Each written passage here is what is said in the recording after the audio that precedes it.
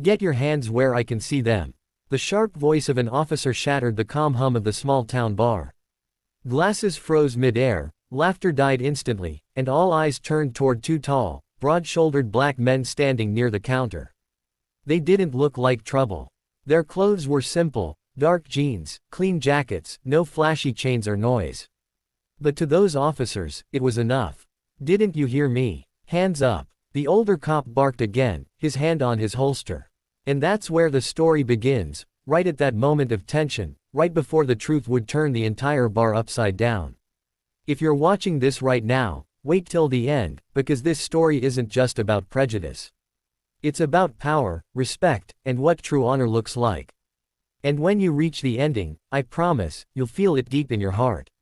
So stay tuned, hit the like button, and subscribe if you believe respect should never depend on skin color. Now, let's rewind to how it all happened. The twin brothers, Marcus and Malik Johnson, had come home to Texas for the first time in nearly 10 years. One was a U.S. Navy SEAL commander, the other an Army captain.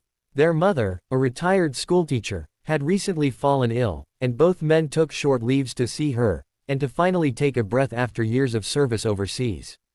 That night, they decided to stop by a local bar, a small, dimly lit place that hadn't changed since they were teenagers.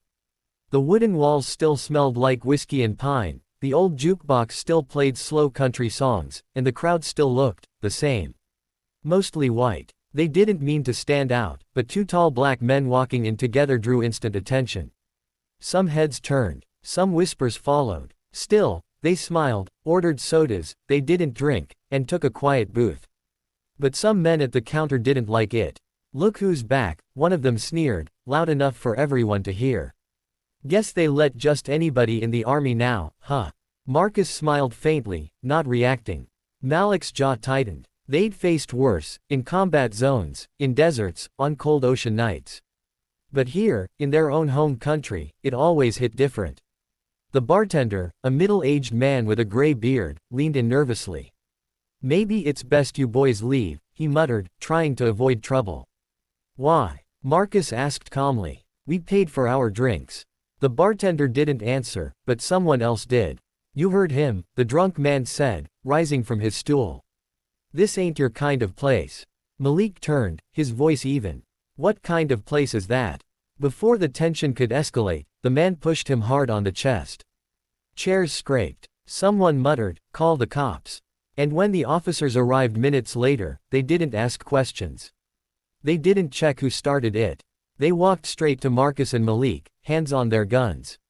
"Hands up. Now." The bar fell silent except for the clicking of safety catches. Malik's eyes darted to Marcus, his twin, his brother, the man who'd saved his life twice. Marcus gave a tiny nod, calm and steady. "Officers," Marcus said slowly, "there's no need for that." "Shut it." One cop barked. "You think you can talk your way out of this?" Malik clenched his fists, anger boiling. "We didn't do anything. Liar." The cop stepped forward, gun half raised. And then, everything stopped. Marcus reached into his jacket slowly, carefully. One officer shouted, "Don't move." But Marcus kept his voice level. "I'm reaching for my ID." He placed a leather badge wallet on the counter and opened it. Silence. The gold emblem gleamed under the bar's yellow light.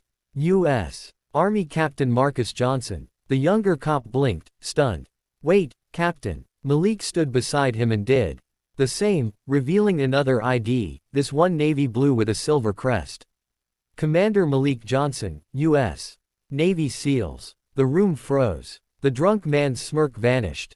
The older cop's hand trembled slightly as he lowered his gun. Marcus looked him dead in the eye.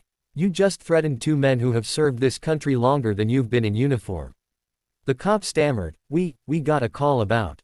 "A call," Malik interrupted coldly, "from racists who didn't like seeing two black veterans sitting at a table. And you didn't even bother to ask." The shame that filled that room was heavy. The bartender looked down, unable to meet their eyes. The same people who'd whispered now sat silent, the weight of realization sinking in. Marcus stepped closer. His voice wasn't angry, it was something deeper, steadier. "You see this uniform," he said softly, tapping his chest. "It doesn't make me better than you. It just means I've spent my life protecting this country, every part of it." Even the people who look at me like I don't belong. Malik added quietly, you want to serve your badge with honor. Start by serving justice equally. The older officer's eyes softened. He swallowed hard and said, Sir, I'm sorry. Marcus gave a small nod. Make sure next time, you don't have to be. They walked out, side by side, heads high. Outside, the night was cool, the sky a blanket of stars. Malik let out a long breath. Every time, he muttered, shaking his head. Marcus smiled faintly. Yeah, but maybe tonight changed something for someone in there. As they climbed into their truck, a small voice called out behind them. It was the bartender. He looked nervous but sincere. Captain, Commander, I'm sorry. Drinks are on the house next time. Marcus smiled. No need. Just make sure everyone feels safe when they walk through that door. And with that, they drove off, leaving the bar behind, but leaving a lesson that would echo in that small town for years. A week later, the same bar put up a new sign by the entrance. It read, Respect has no color. If you felt that story, hit the like button. Share it. Let the world remember that titles don't define worth, character does. And if you believe in equality, compassion, and the courage to stand tall no matter what, subscribe to the channel for more stories that remind us what humanity truly means. Because sometimes, the heroes don't wear capes. They wear the same skin the world once doubted.